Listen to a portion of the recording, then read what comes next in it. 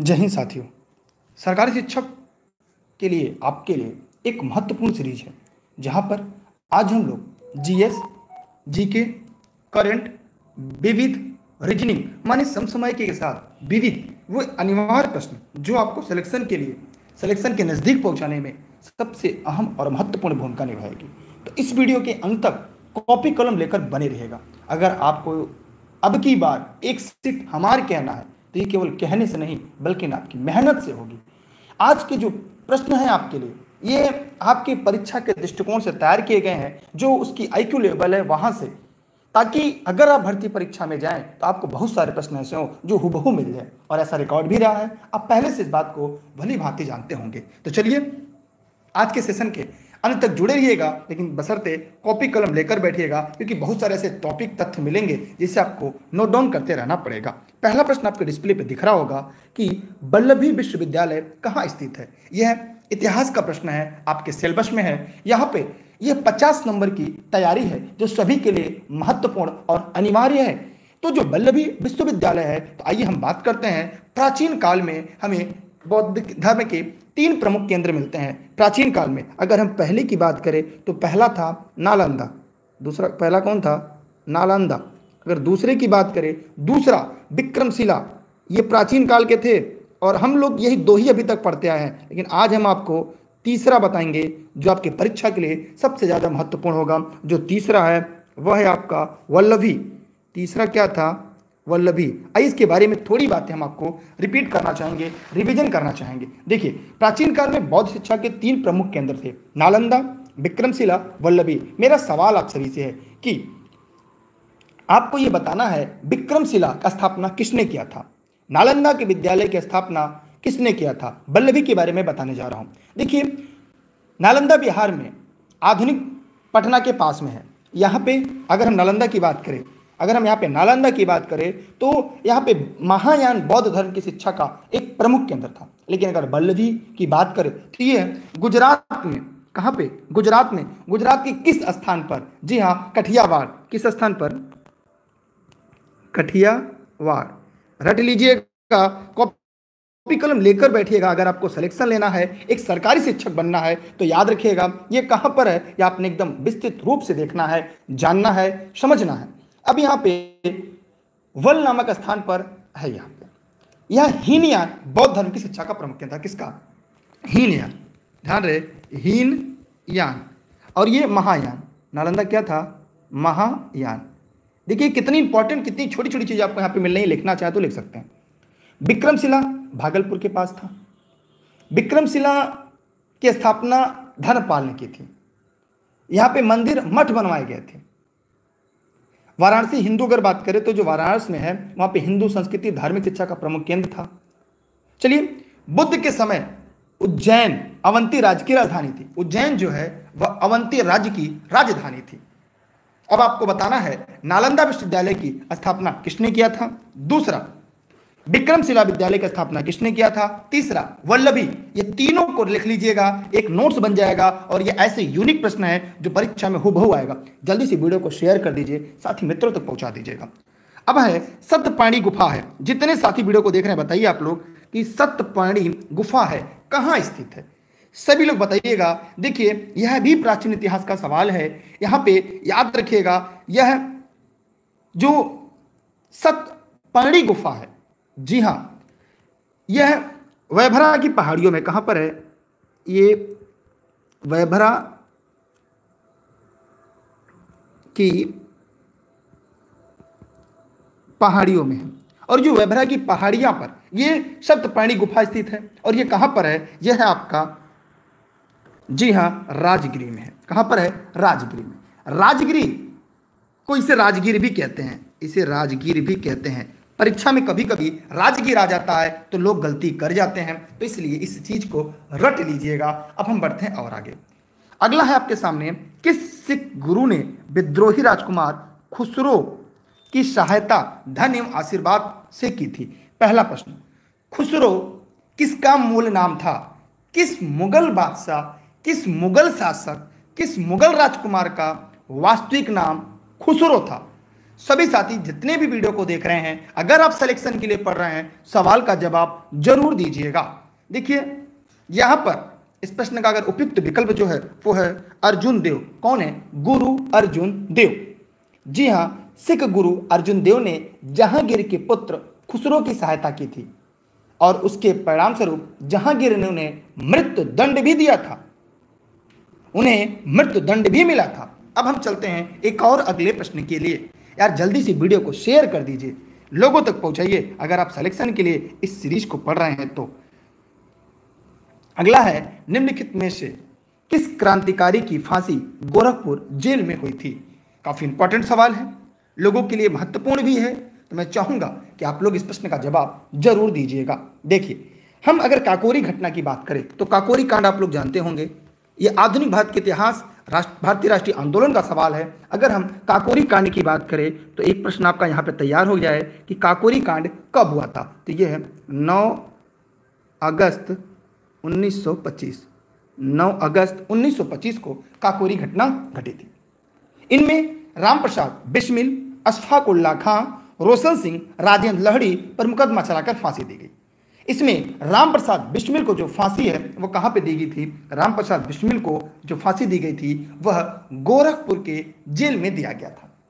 जी हां, रट लीजिएगा आप लोग।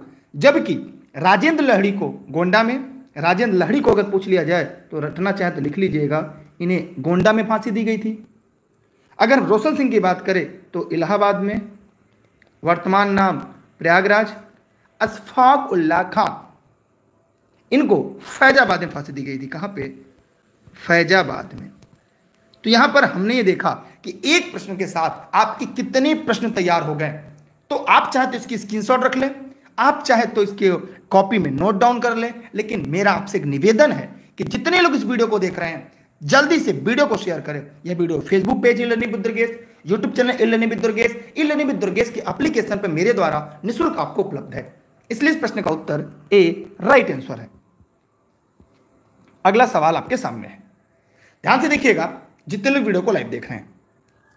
अधोलिखित उच्चावच आकृतियों पर ध्यान दीजिएगा। एक सवाल मेरा आपसे है, उच्चावच किसे कहते हैं? जितने भी साथी वीडियो को देख रहे हैं जवाब दीजिएगा, उच्चावच किसे कहते हैं? सिलेक्शन लेना है, सरकारी शिक्षक जो बनना है। आइए यहां पे ध्यान से देखते हैं। देखिए यहां पर दक्षिण से उत्तर की ओर अगर देखें, अगर हम यहां पे उपरोक्त उच्चावच आकृतियों का दक्षिण से उत्तर की ओर अगर बढ़ते हुए क्रम में देखें, देखिए यहां पे मैं एक भारत का मैप बना दे रहा हूं ताकि आप लोग को जैसे चीजें कुछ क्या हो, स्पष्ट हो। मैं बहुत बढ़िया तो नहीं, लेकिन मैं आपके समझने भर के लिए चीजों को बना दे रहा हूं, ठीक है। अब यहां पे कह रहा है दक्षिण से उत्तर की तरफ, मतलब अगर मानचित्र में दक्षिण से उत्तर कह दे तो मतलब ये हो गया साउथ माने, और ये हो गया नॉर्थ, माने दक्षिण से उत्तर की तरफ आपको बताना है। अब आपको बताना, सीधी सी बात, अगर यहां पे आप देखें तो लद्दाख उत्तर में है, जास्कर, धौलाधर, काराकोरम। तो ध्यान से एकदम देखिएगा कि क्रमशः अगर देखा जाए तो धौलाधर, जास्कर, लद्दाख और काराकोरम स्थित है।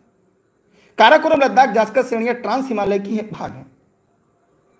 देखिए इसका ट्रिक है, जैसे कलजा, काराकोरम हो गई सबसे उत्तर में काराकोरम, उसके नीचे लद्दाख, फिर जास्कर। समझ में आ रहा है ये? लेकिन दक्षिण से उत्तर की तरफ जाना है तो यह काराकोरम, लद्दाख, जास्कर, उसके नीचे धौलाधर है। मतलब यहां पर अगर हम देखें दक्षिण से उत्तर की तरफ जाना है तो यहां पर इस प्रश्न का जो सही विकल्प होगा वह है आपका ये।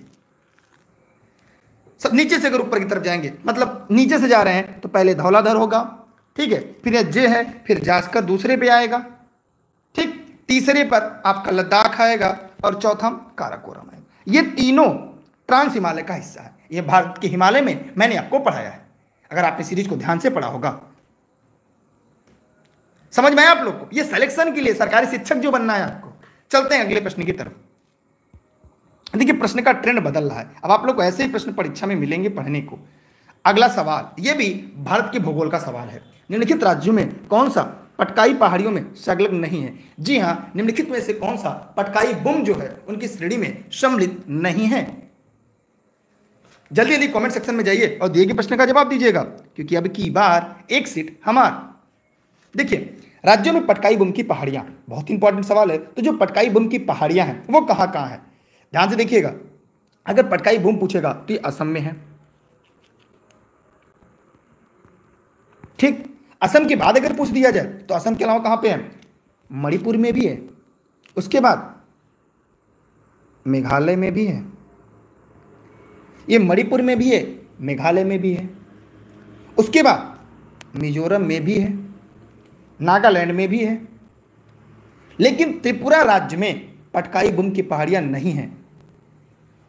अब त्रिपुरा में जो है वो कौन सी पहाड़ी है? यहाँ पे मीजो की पहाड़ियां हैं, यहाँ पर है मीजो की पहाड़ियां, मीजो की, ये बांग्लादेश से 3 तरफ से घिरा हुआ है। इसलिए प्रश्न का उत्तर क्या होगा? बी। जो गलत है वही आपका सही होगा, क्योंकि यहाँ पे पूछा है निम्नलिखित में से कौन सा सही नहीं है। तो यहाँ पे सभी लोग स्पष्ट रूप से जान लीजिएगा कि अगर पूछ लिया जाए पटकाई बुम की पहाड़ियां कहाँ कहाँ है, नागालैंड, मणिपुर, मिजोरम, असम और मेघालय में है, लेकिन त्रिपुरा में मीजो की पहाड़ियां हैं। ठीक यार, वीडियो को लोगों तक पहुंचाइएगा सभी लोग, यार लाइक तक नहीं किया आप लोगों ने, पैसा नहीं कटेगा।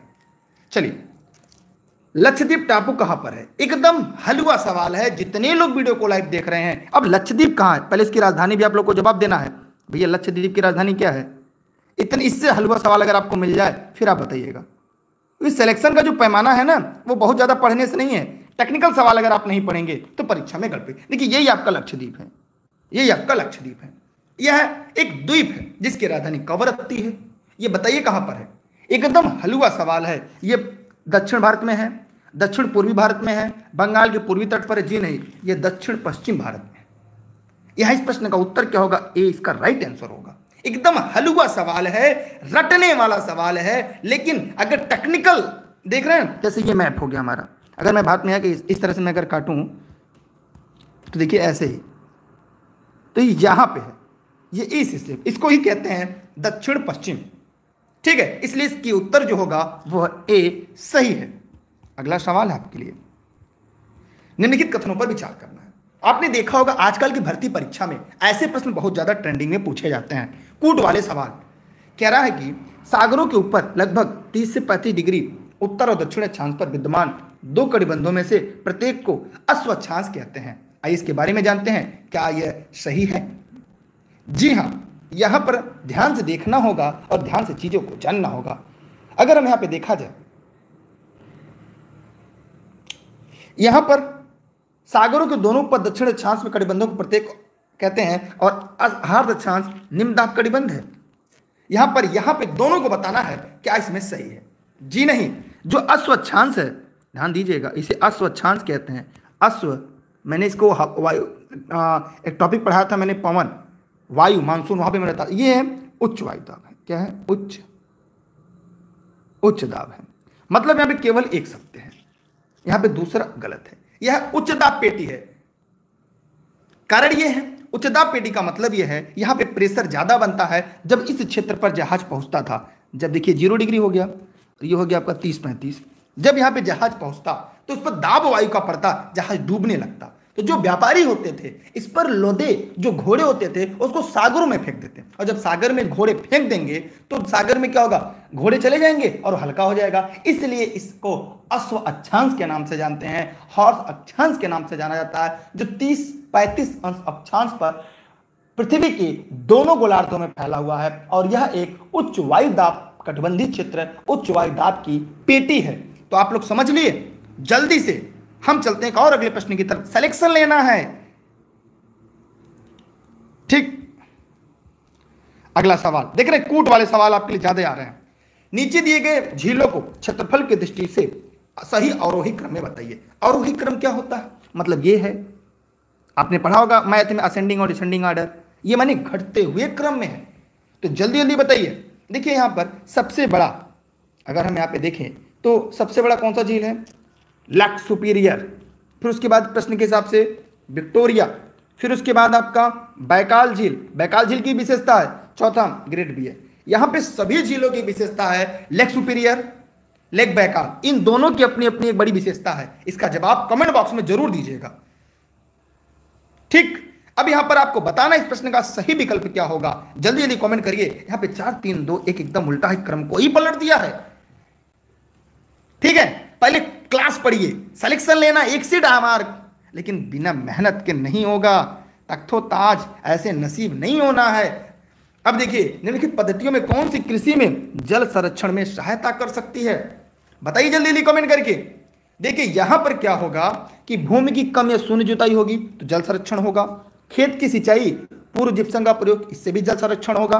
फसल अवशेष को खेत में ही रहने देना, इससे होगा। माने 1 2 3 माने खेत में कृषि के लिए जल संरक्षण में यह तीनों बिंदु सहायता कर सकते हैं। जी हां मेरे सभी प्यारे मित्रों, साथियों, भावी शिक्षकों, अगला सवाल आपके सामने है।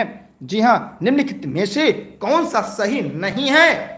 जी हां देखिए, इसकी जो नोट्स है वो टेलीग्राम पर आपको उपलब्ध होगी। सभी लोग टेलीग्राम पर दुर्गेश सर सर्च करके जुड़िएगा या डिस्क्रिप्शन में लिंक है जुड़िएगा। और आओ बाकी क्लास के लिए ई लर्निंग विद दुर्गेश का ऐप इंस्टॉल कर लीजिए। निःशुल्क क्लास ये देश हित में राष्ट्र हित में है। आइए यहां पर देखते हैं सभी लोग, जितने लोग इस वीडियो को लाइव देख रहे हैं, कि कौन सा सही नहीं है। सेब की भंडारण गुणवत्ता, कैल्शियम की कमी से घटती है। सही बात। भारत में पश्चिमी बंगाल सर्वाधिक सब्जी उत्पादक राज्य है। बताइए सभी लोग। सही बात। अलसी तिलहनी फसल भारत में भर में उगाई जाती? जी नहीं। तृतीय पीढ़ी की पीड़कनाशी को सर्वप्रथम C.S. विलियम्स ने प्रस्तावित किया। जी हाँ ये भी सही है। माने जो गलत है वही आपका सही है, क्योंकि यहां पे प्रश्न पूछा है निम्नलिखित में से कौन सा सही नहीं है। अगला सवाल आपके सामने है। देखने सारे सब्जेक्ट इसमें जुड़े हुए हैं।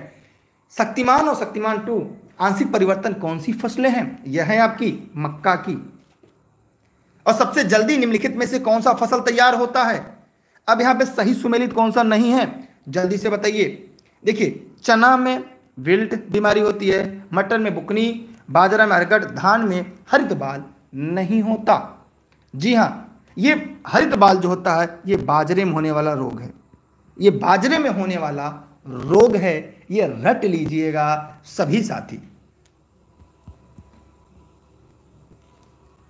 अगला सवाल आपके सामने है, शायद आपको दिखाई दे रहा होगा, बहुत ही इंपॉर्टेंट है। कह रहा है कार्बन क्रेडिट संबंध में कौन सा कथन सही नहीं है? यहां पर आपको गलत कथन को छांटना है, सही कथन नहीं। 3 सही है, गलत है। प्रायः लोग सवाल नहीं पढ़ते और गलती कर जाते हैं। जल्दी जल्दी बताइए। देखिए कार्बन क्रेडिट प्रणाली क्योटो प्रोटोकॉल के संयोजन में संपुष्ट की गई थी। सही है। कार्बन क्रेडिट उन देशों या समूहों को प्रदत्त की जाती है जो ग्रीन हाउस गैसों का उत्सर्जन घटाकर उसे उत्सर्जन अभ्यंश के नीचे ला चुकते हैं। ये भी सही बात है, मतलब ये इंपॉर्टेंट है। क्रेडिट, कार्बन क्रेडिट का लक्ष्य कार्बन डाइऑक्साइड उत्सर्जन में हो रही वृद्धि पर अंकुश लगाना। सही बात।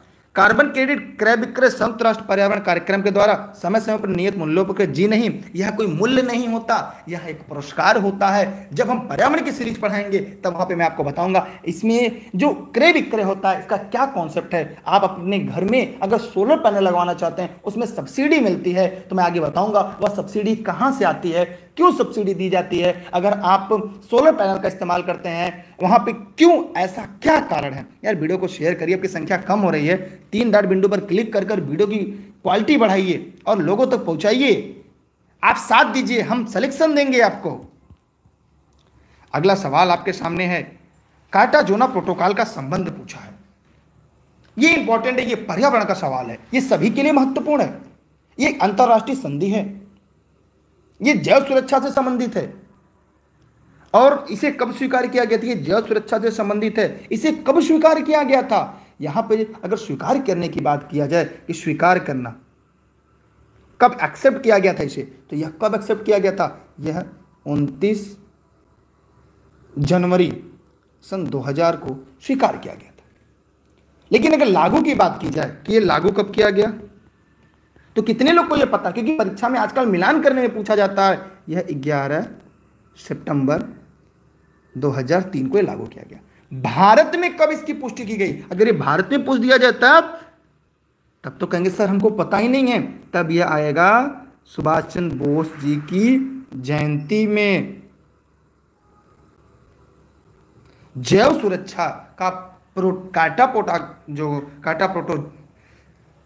कार्टाजेना प्रोटोकॉल है, भारत का संबंध तब जाकर होता है जैव सुरक्षा से 23 जनवरी 2003 को। ठीक है, चलते हैं अगले प्रश्न की तरफ।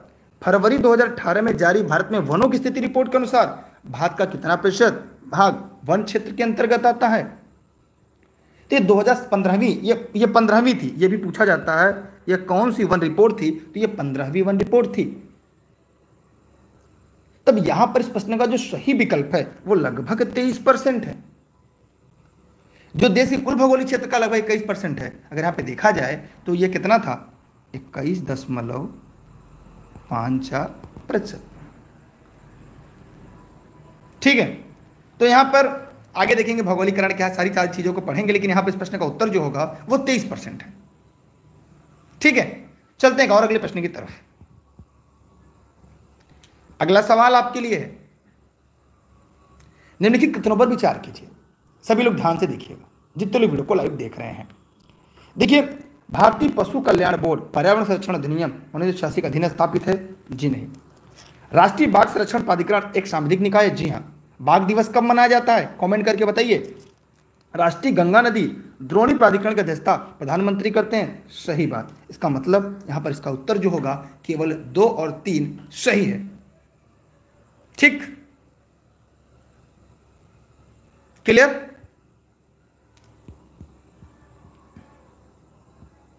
अब देखिए, अब यहां पर हमारे सामने भारतीय संविधान के सवाल आ रहे हैं, तो जितने भी साथी यार वीडियो को शेयर कर दीजिए। अच्छा, एक सवाल यहां पर आया है कि वन रिपोर्ट वाला, तो मैं चाहूंगा इससे वहां पे जो वन रिपोर्ट है उसकी मैं पूरी पुष्टि कर दूं पहले, क्योंकि काफी लोग यहां पर पढ़ रहे हैं सवाल को। देखिए, यहां पे एक एक करके मैं बता दूं। अगर 2000 ध्यान से अगर आप लोग देखेंगे तो मैं एक एक करके सारी चीजों को क्लियर कर लूंगा। अगर 2017 की रिपोर्ट देखेंगे, 2017 की रिपोर्ट, तो यहां पर आपका है 21.54%। अगर 2018 की रिपोर्ट देखेंगे तो यहां पर ये कितना है, 23% है। ये कितना है, 23%। अगर हम 2000, जी हाँ, अगर कुल भौगोलिक क्षेत्र की बात की जाए, अगर हम कुल भौगोलिक क्षेत्र की बात करें 24.4% है। ठीक है, कब, अब यहाँ पे ध्यान दीजिएगा, अगर हम यहाँ पर 2019 की बात करें, 2019 में, तब यहाँ पर है 24.56%। यहाँ पे ध्यान दीजिएगा, ISFR जो है देश के भौगोलिक क्षेत्र का 24.56% है। और अगर हम देश में कुल वनावरण या कुल वृक्षारोपण की बात करें भौगोलिक क्षेत्र में 24.40% है। ठीक, अगला है, सेनावृत्त होने के पश्चात सर्वोच्च न्यायालय के न्यायाधीश कहां वकालत कर सकते हैं? एकदम इंपॉर्टेंट है, एकदम इजी, ये हमने पढ़ाया है। अगर आप सभी का उत्तर ये सही हो जाए, इसका मतलब आप तैयारी बेहतर तरीके से कर रहे हैं। और क्या, देखिए, वह किसी भी न्यायालय में नहीं कर सकता, सर्वोच्च न्यायालय का, सर्वोच्च न्यायालय के जो न्यायाधीश होते हैं भारत के किसी भी न्यायालय में, वह सुनवाई नहीं कर सकते। भारत के संविधान में निम्न किसके विरुद्ध अभियोग चलाने का प्रावधान नहीं है? सभी लोग फटाफट कमेंट करिएगा और कमेंट करने के बाद दिए गए प्रश्न का जवाब दीजिएगा। सभी लोग बताइए फटाफट कमेंट करके। जितने लोग इस वीडियो को लाइव देख रहे हैं बताइए, जितने लोग देख रहे हैं फटाफट बताइए। बहुत सही आप लोग बता रहे हैं। यहां पे देखिएगा, राष्ट्रपति के विरुद्ध महाभियोग की प्रक्रिया, भारत के मुख्य न्यायाधीश के प्रति अतिक्रमण जो है उसके बारे में आगे बताएंगे आपको, और उपराष्ट्रपति के, लेकिन राज्यपाल जो होता है यह राष्ट्रपति के प्रसाद पर्यंत अपना पद धारण करता है। यहां पर अगर महाभियोग की बात की, संसद द्वारा राष्ट्रपति को, उपराष्ट्रपति को, मुख्य न्यायाधीश के, इनके भी खिलाफ वियोग लाया जा सकता है, लेकिन राज्यपाल के विरुद्ध नहीं लाया जा सकता। ठीक, जम्मू कश्मीर राज्य के कार्यकारी अध्यक्ष का पद नाम 1965 में सदर रियासत से राज्यपाल में बदल दिया गया, किसके द्वारा गया? क्योंकि अभी आपने देखा जम्मू कश्मीर एक केंद्र शासित प्रदेश बना है, तो यहां से आपके परीक्षा में सवालों की बौछार लग जाएगी।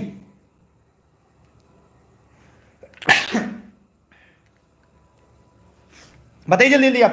देखिए, जम्मू कश्मीर राज्य के संविधान में छठे संविधान संशोधन द्वारा कब, 1965 में, वहां पे सदर ए रियासत राज्यपाल बदल दिया गया, और जहां पे प्रधानमंत्री मुख्यमंत्री के रूप में प्रस्तावित किया गया, तो कब?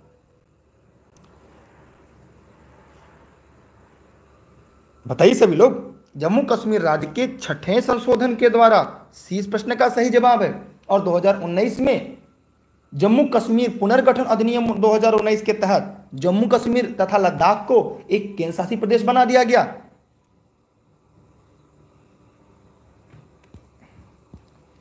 यह सीरीज आपको तब तक मिलेगी जब तक आपका सिलेक्शन ना हो जाए। राज्य विधानसभा निम्नलिखित में से किसके निर्वाचन में भाग लेती है? सभी लोग फटाफट कमेंट करें। देखिए यहां पे राष्ट्रपति, भारत के राष्ट्रपति में किस अनुच्छेद में है? अनुच्छेद 54 ख में राज्य विधानसभा जो होती है ये भाग लेती है। ठीक है, मतलब यहां पर अगर आप लोग ध्यान से देखेंगे, भारत के उपराष्ट्रपति के चुनाव में नहीं लेती।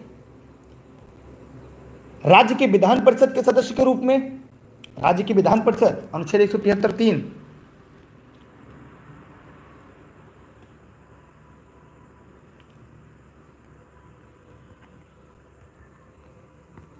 राज्यसभा के सदस्यों के लिए 84,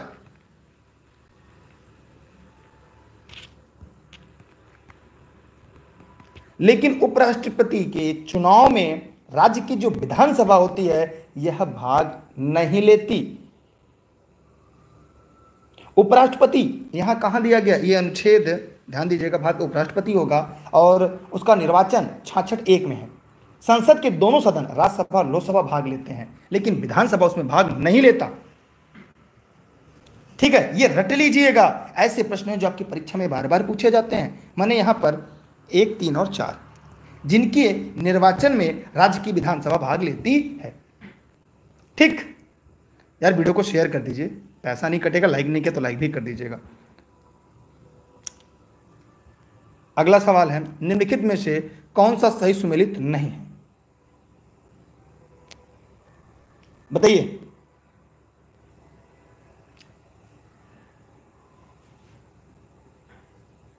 देखिए जो सूर्या है ये अलसी की प्रजाति नहीं है,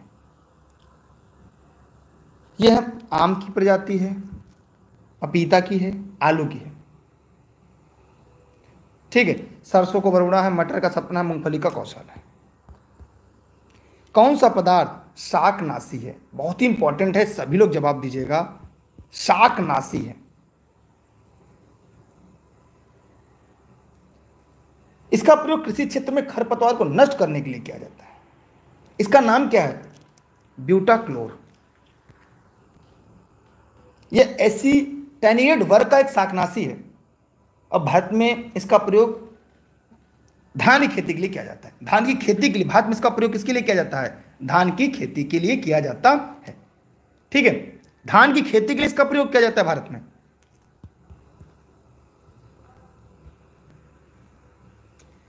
अब देखिए कूट वाले सवाल आ गए। कथन कह रहा है कस्कूटा अमरबेल परजीवी आवृत्त बीज का एक उदाहरण है, कथन है।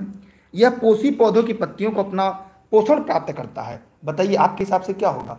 जितने लोग वीडियो को लाइव देख रहे हैं जल्दी जल्दी कमेंट करें। यहां पे ए तो सही है, लेकिन आर क्या है? गलत है। माने कस्कूटा एक प्रकार की लता है, इसे अमरबेल कहते हैं। यह परजीवी आवृत्त बीजी पौधों का उदाहरण है। इसमें पत्तियों को पड़हरिम का पूर्णतः अभाव होता है। इसका तना पोषक के चारों लिपट जाता है और जगह जगह परजीवी मूल निकलकर पोषक के तने के जाइलम तथा फ्लोएम घुस जाते हैं, वहां से भोजन खनिज लवण प्राप्त करते हैं। इस प्रकार ए सही है, किंतु आर सही नहीं है। इसलिए इसका उत्तर क्या होगा? डी राइट आंसर है। अगला है फल तथा सब्जियों के मोम के घोल का उपयोग कीजिए। देखिए सभी लोग फटाफट जवाब दीजिएगा। देखिए ऑनलाइन क्लास से नोट संबंध में अगर कोई जानकारी चाहिए इस नंबर पर व्हाट्सएप करके आप जानकारी ले सकते हैं। यह सभी क्लास आपके जौनपुर जनपद के सिराजे हिंद से मेरे द्वारा निःशुल्क उपलब्ध है। देखिए ध्यान से देखिएगा आप लोग, मोम की परत फलों और सब्जियों को अधिक दिनों तक सुरक्षित रखने में एक आधुनिक तरीका है।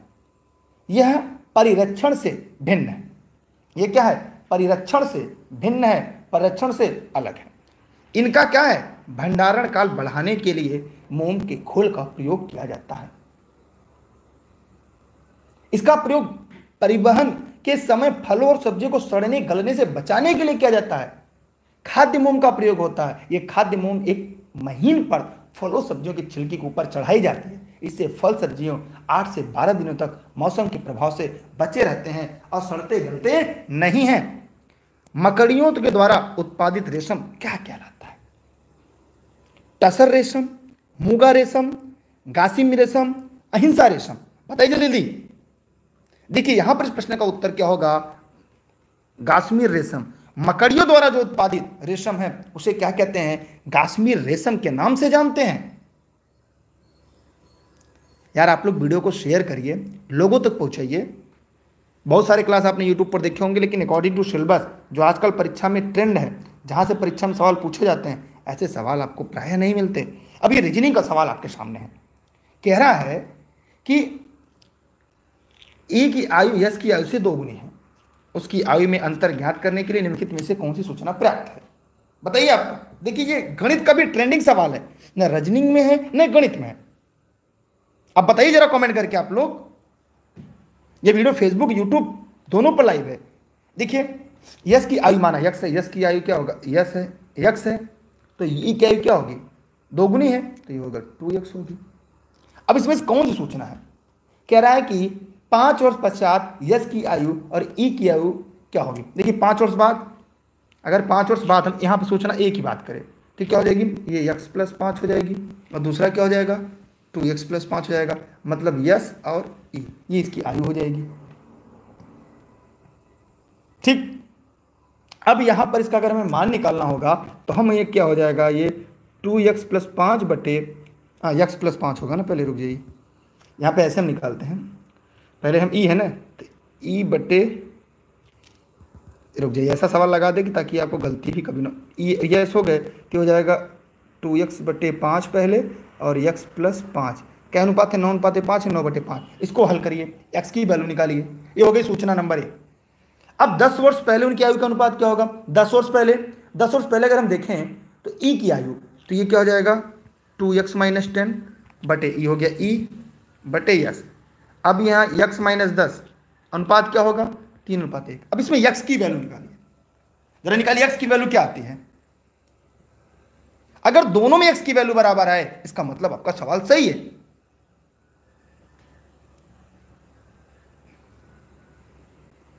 अगर दोनों में देखिए x की वैल्यू कितनी आती है, यहां पे त्रिया का गुणा कर दीजिएगा, यहां पे भी त्रिया का गुणा कर दीजिएगा। अगर दोनों में मान समान आता है तो इसका मतलब आपका कथन सही है। बताइए क्या होगा? जितने लोग वीडियो को लाइव देख रहे हैं फटाफट कमेंट करके बताइए। जितने लोग लाइव देख रहे हैं फटाफट कमेंट करिए। अब यहां पर मान अगर बराबर आ रहा है, x की वैल्यू बराबर आ रही है, तो या तो 1 हो गया तो 2। चलिए कोई बता रहा है x की वैल्यू यहां पे 20 आ रही है, यहां पर भी x की वैल्यू 20 आ रही है, तो यहां पर 1 और 2 दोनों, ये तो 1 हो गया तो 2, मतलब दोनों या तो ये होगा या तो ये, या इसलिए इसका उत्तर क्या होगा? ये होगा सी। दोनों में नहीं होगा, या तो ये लगाइए चाहे वो लगाइए। अगला सवाल आपके सामने है। कह रहा है कि एक पिता की उम्र उसके पुत्र की उम्र की 9 गुनी है। माने अगर पुत्र है, अगर हम सन की बात करें तो जो सन है x वर्ष का है, जो फादर है वो कितना है? 9x है। फिर कह रहा है माता की उम्र उस पुत्र की उम्र की 8 गुनी है। अगर माता की उम्र की बात करें, मदर की उम्र की बात की जाए तो कितनी है? 8 गुनी है, माने 8x है। अब कह रहा है पिता और माता की उम्र का योगफल 31 वर्ष है, तो पुत्र की उम्र क्या होगी? अरे एकदम आसान प्लस है। अब देखिए माता पिता माने फादर और माता माने 9x + 8x बराबर 51, 9 8 17x बराबर 51, तो x बराबर 51 बटे 17 कट गया 3, क्या हो गया? 3। अब पुत्र क्या है? यहाँ पे 3x बराबर 3। इस प्रकार पुत्र की उम्र क्या होगी? 3 वर्ष होगी। और फादर की उम्र ज्ञात करना होगा तो 9 × 3 27 वर्ष, माता की उम्र ज्ञात करना 8 × 24 साल। तो यहाँ पे बेटा 3 साल का है, पिता 27 साल का, माता 24 साल की है। एकदम आसान, एकदम हलवा प्रश्न है, बस गलती मत करिएगा, थोड़ा सा ध्यान लगाइएगा। गणित के सवाल बहुत ही आसान तरीके से आप लगा सकते हैं, जैसा कहता जाए बस वैसा करते चलेगा। ठीक, चलते हैं एक और अगले प्रश्न की तरफ। कह रहा है कि 3 से विभाज्य संख्याओं को छोड़कर 1 से 99 संख्याओं तक की गिनती में अंक 5 कितनी बार आएगा? अब देखिए 1 से 99 संख्या देखा जाए, जो 3 से विभाज्य ऐसी कितनी संख्याएं हैं जैसे 3×5 यहाँ पे 15 हो जाएगा, फिर 15 फिर 45, फिर ये 15 सही भाग देते हैं ना, फिर ये 45 हो जाएगा, इसे 5 भी आएगा, 3 से कटेगा, फिर 45, फिर 51 आएगा, फिर 3 से भी कट रहा है, 5 भी इसमें है, 54 है, ये 3 से भी कटेगा, 5 भी इसमें, 57 है, 3 से कटेगा, 5 भी है, 75 है, ये 3 से भी कटेगा, इसमें 5 भी है। अब कह रहे हैं इनमें कुल संख्या क्या है? 6 है। अब 1 से 99 तक गिनती में अंक 5 कुल संख्या 19 में आता है। इसमें से क्या करेंगे अब बताइए जरा कमेंट सेक्शन में क्या होगा। 5 गिनती में अंक 5 कितनी बार आएगा? इनको छोड़ दिया जाए, इनको क्या करना है? छोड़ देना है। अगर इनको छोड़ देंगे, वैसे अगर 5 कितनी बार आता है? 5 वैसे 19 बार आएगा, और अगर ये निकाल दिया जाए तो कितनी बार होगा? 14 बार। ये प्रश्न होगा बी। थोड़ा सा टेक्निकल सवाल है। वैसे अगर देखा जाए 1 से लेकर 99 तक में 5 जो है 19 बार आता है। कितनी बार आएगा? 19 बार। लेकिन 3 से कटने वाला निकाल दिए, 3 से कितना कटेगा? रुक जाइए, बताइए। अगर आप 5 की बारंबारता करेंगे तो क्या होगा? 14 बार आएगा। ठीक है, चलिए अगला सवाल यहां पे ज्ञात करना। ऐसे सवाल को ज्ञात करने का एक छोटा सा ट्रिक है। जितने इस वीडियो को लाइव देख रहे हैं जरा फटाफट कमेंट करिए। देखिए यहां पर ऐसे सवाल को ज्ञात करने का एक तरीका है। देखिए क्या तरीका है, यहां पर इसको 2 बार स्क्वायर करते हैं। यहां पर इसकी अगर हम वैल्यू निकालना होगा, जैसे हम ये जानते हैं दोनों पक्षों का अगर स्क्वायर कर देंगे तो ये हो जाएगा x square plus 1/x square बराबर, इसकी वैल्यू 5 है, 5 का स्क्वायर -2 हो जाएगा। अब फिर इसका भी स्क्वायर करना है। जब इसका भी स्क्वायर करेंगे x घाते 4 प्लस 1/x घाते 4 बराबर, ये 5 × 25 -2 हो गया 23।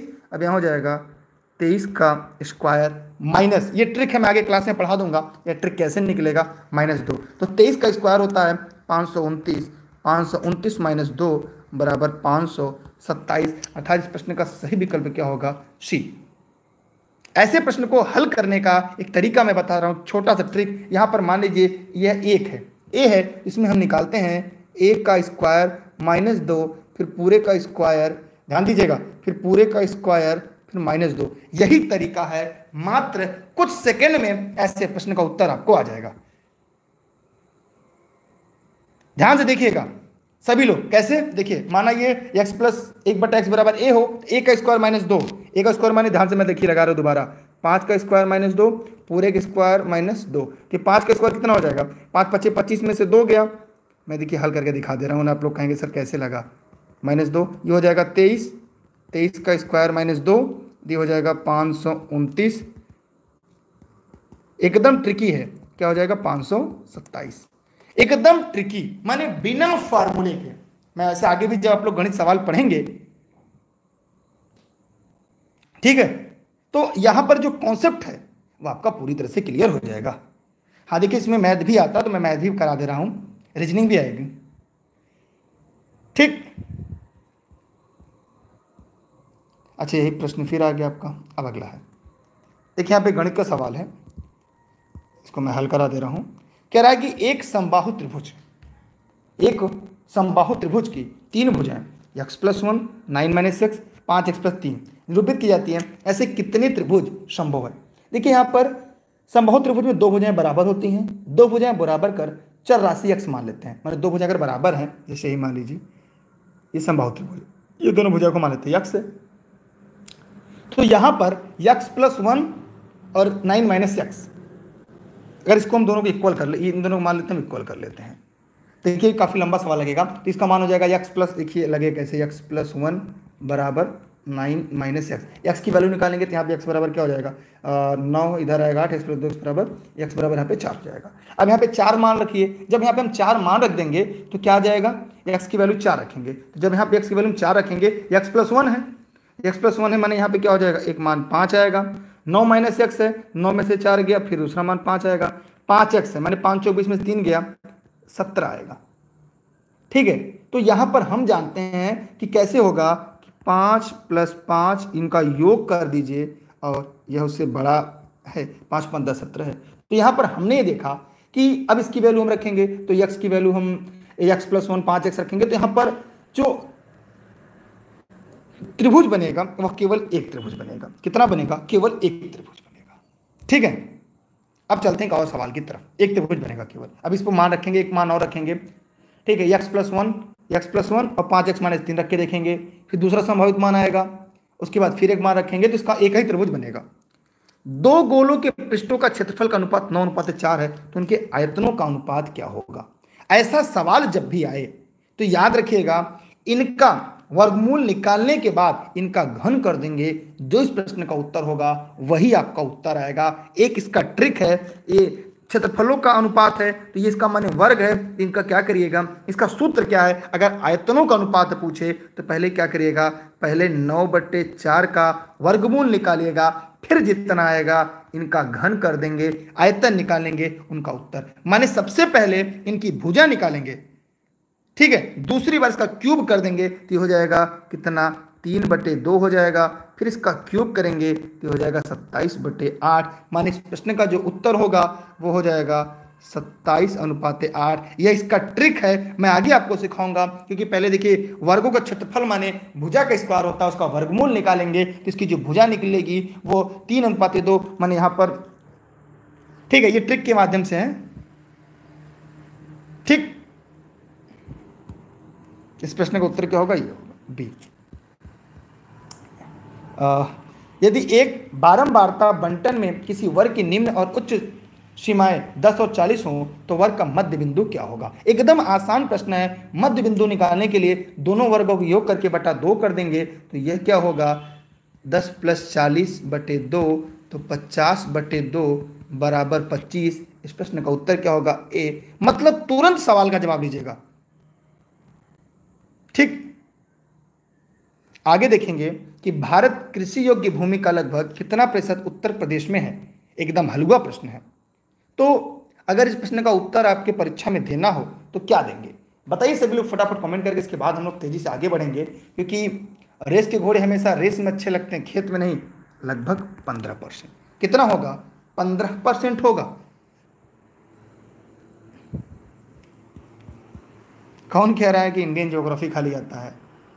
यार किस दुनिया में है, लगता है एक ही सवाल देख रहे हैं क्या? देखिए, उत्तर प्रदेश स्पेशल भी है। उत्तर प्रदेश के किस जिले में देश की प्रथम पुलिस संग्रहालय की स्थापना की गई? बताइए जल्दी जल्दी कमेंट करके। पुलिस संग्रहालय स्थापना कहां की गई? तो यहां होगा गाजियाबाद में। Global hand washing day, most important, ये कई भर्ती परीक्षा में आपका सवाल पूछा गया, रट लीजिए। ग्लोबल हैंड वॉशिंग डे, विश्व हाथ धुलाई दिवस कब मनाया जाता है? तो यह प्रत्येक वर्ष 15 अक्टूबर को, और यह पहली बार 2020 में मनाया गया था। 2026 की शुरुआत होती है। और आप देखा होगा कि कोविड-19 की महामारी में इसका थीम क्या था, कमेंट करके बताइएगा। 6वां बार अंतरराष्ट्रीय विज्ञान महोत्सव वीडियो कॉन्फ्रेंसिंग के मध्य कब से कब आयोजित किया गया?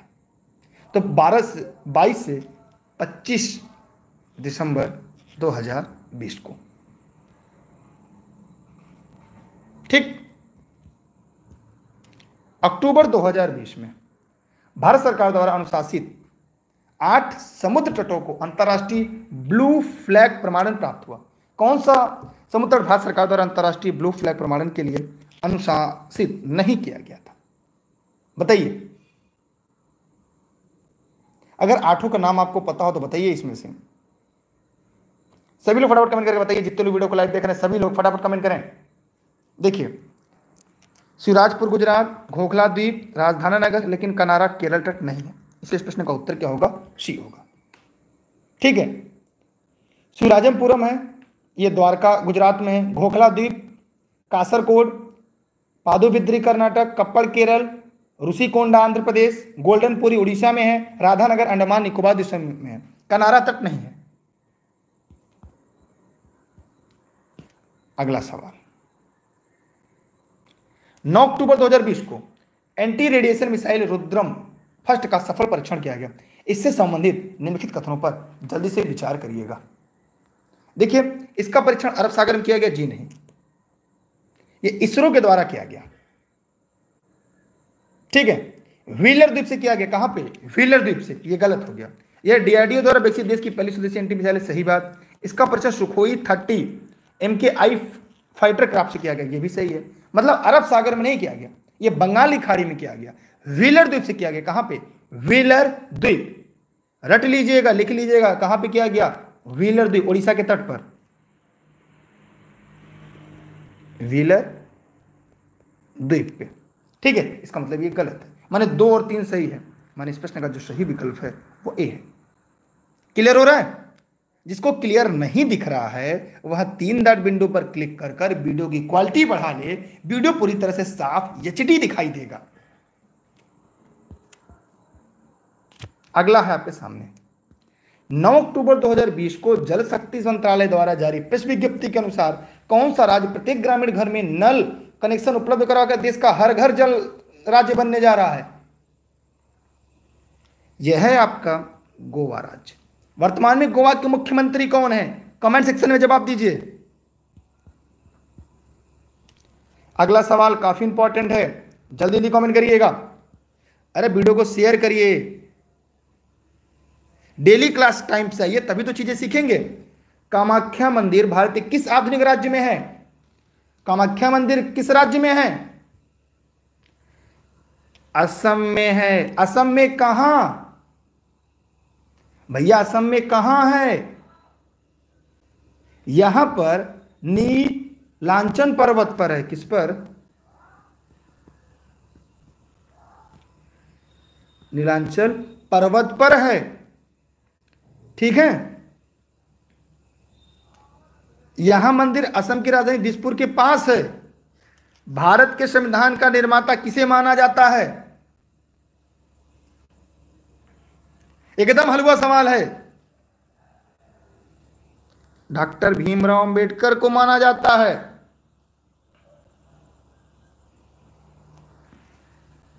ठीक, अगर सरकारी शिक्षक बनना है, वीडियो अंत तक बने रहना, कॉपी कलम लेकर वीडियो को फटाफट शेयर मारते रहिए। अगला सवाल, आय और उपभोग में किस प्रकार का संबंध है? यह इकोनॉमिक्स का सवाल है। देखिए, आय बढ़ने पर उपभोग व्यय बढ़ता है। आय बढ़ने पर जिससे आपकी कमाई बढ़ेगी, आप लोग सरकारी टीचर हो जाएंगे भाई, सरकारी शिक्षक बन जाएंगे जब आप लोग, क्या होगा? आय बढ़ेगा तो व्यय भी बढ़ेगा। पहले लोग स्कूटी खरीदेंगे, बुलेट लेंगे, लोग रेसर का बाइक लेंगे, उसके बाद मोबाइल खरीदेंगे आप सब, फिर घर में मम्मी पापा के लिए कुछ करेंगे, घर बनवाएंगे। तो आप क्या करेंगे? व्यय बढ़ेगा, लेकिन उपभोग में होने वाली वृद्धि आय में होने वाली वृद्धि से कम होगी। माने इसका संबंध क्या होगा? सीधा सीधा होगा। माने आय बढ़ने पर उपभोग व्यय बढ़ेगा, लेकिन उपभोग में होने वाली वृद्धि आय में होने वाली वृद्धि से कम ही होती है। सियाचिन जाने वाले प्रथम भारतीय प्रधानमंत्री निम्न में से कौन थे? सियाचिन जाने वाले पहले प्रधानमंत्री कौन थे? पहले थे मनमोहन सिंह। उसके बाद कौन गया? कमेंट करके बताइएगा। कब? 12 जून 2005 को पहले प्रधानमंत्री मनमोहन सिंह थे। क्लियर?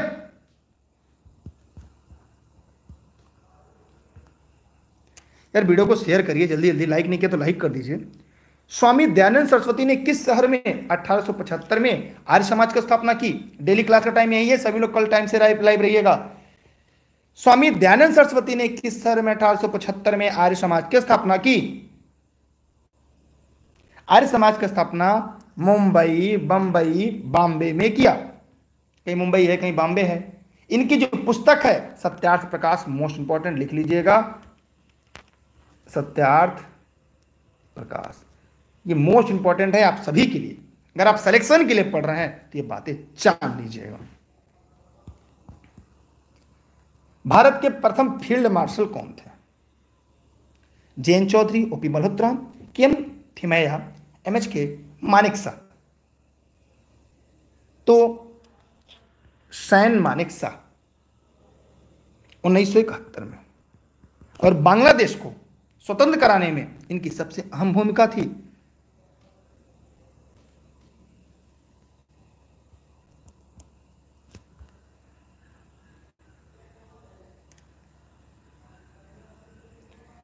घरेलू विद्युत केबल में प्रयोग की जाने वाली धातु निम्न में से कौन सी है? बहुत इंपॉर्टेंट है सभी के लिए, जितने लोग इस वीडियो को लाइव देख रहे हैं। तांबा है। एकदम रट लीजिएगा, एकदम सरल और हलवा वाला प्रश्न है, विज्ञान का सवाल है। रखो और निकालो निम्न में से किसकी नीति है? भैया किस में? अब कोरोना आ गया, कोविड आ गया था कुछ दिन पहले, आपने देखा होगा। तो कोविड समय कौन से विभाग लोग बाहर निकालने लगे? पूंजी बात। रखो और निकालो, जरूरत है रखो, जरूरत नहीं निकाल दो, ये इकोनॉमिक्स का सवाल है। टेस्ट क्रिकेट में 13 शतक बनाने वाला प्रथम भारतीय क्रिकेटर कौन है? सभी लोग फटाफट कमेंट करके बताइए। देखिए आप लोग ऑनलाइन क्लास नोट्स संबंध में अगर कोई जानकारी चाहिए तो इस नंबर पर आप व्हाट्सएप करके जानकारी ले सकते हैं। मेरी क्लास निःशुल्क देश हित में राष्ट्र हित में आप सभी के लिए उपलब्ध है। यह क्लास जौनपुर जनपद के सिराजे हिंद से आप सभी के लिए लाइव चल रहा है। डेली क्लास के लिंक के लिए आप सभी लोग टेलीग्राम जरूर ज्वाइन कर लीजिएगा। दुर्गेश सर सर्च करके, e learning with Durgesh, Facebook, Instagram, Twitter, YouTube e learning with Durgesh है। यहाँ पर आपका होगा बीरेंद्र सहवाग, इन्हें हम मुल्तान का सुल्तान भी कहते हैं। इन्होंने पहली बार मुल्तान में मार्च 2004 में 13 शतक मुल्तान स्टेडियम में पाकिस्तान के विरुद्ध लगाया था। ठीक है। भारत में सबसे पुराना गिरजाघर कौन सा है? सेंट थॉमस चर्च किस राज्य में स्थित है? सेंट थॉमस चर्च कहां पर है?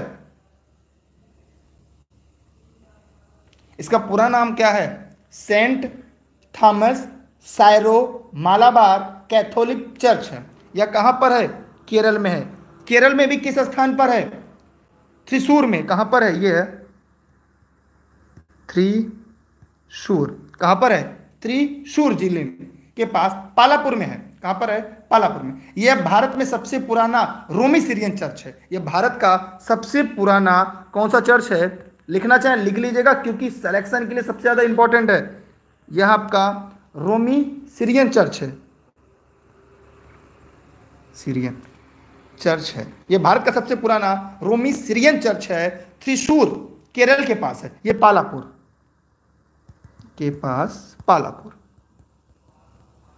तो आज आपकी 50 प्रश्नों की सीरीज समाप्त होती है। इस क्लास के साथ फिर मिलते हैं कल इसी समय। आप लोग जुड़े रहिएगा, क्योंकि क्लास में जो थियरी पढ़ाते हैं हम, क्लास के साथ प्रश्न बैंक की जो व्याख्या करते हैं, वो आपके लिए सबसे ज्यादा महत्वपूर्ण है। इसके लिए अगले दिन आप लोग क्लास में बने रहिएगा। यह क्लास केवल लाइव होगा। अगर क्लास बेहतर लगे अपने सभी साथी मित्रों को शेयर करिएगा। अगर सरकारी शिक्षक बनना है, इस सीरीज को पढ़ना होगा। बहुत सारे प्रश्न आपको हूबहू परीक्षा में मिल जाएंगे, क्योंकि रेस के घोड़े हमेशा रेस में अच्छे लगते हैं। जीएस, जीके, करंट, विविध, Uttar Pradesh special, reasoning, mathematics के साथ साथ उन विविध तथ्यों को हम आपके बीच समायोजन करते हैं, ताकि आप सिलेक्शन के और नजदीक चले और माँ बाप का नाम रोशन करें। आप सभी का बहुत बहुत धन्यवाद। यह वीडियो फेसबुक पे भी, यूट्यूब पर भी आप लाइव देख रहे हैं, और घर बैठे नोट्स प्राप्त कर सकते हैं। मेरी क्लासेज यहाँ पर निःशुल्क उपलब्ध है।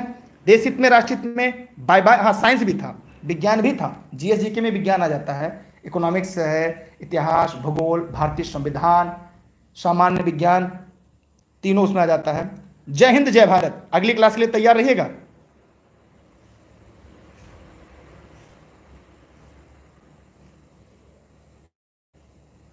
ठीक है, चलते हैं। बहुत बहुत धन्यवाद। जय हिंद, जय भारत। जितने लोग इन वीडियो को शेयर किया, लाइक किया, उनका दिल से थैंक यू। भगवान करे अगली भर्ती में आपका चयन पक्का हो।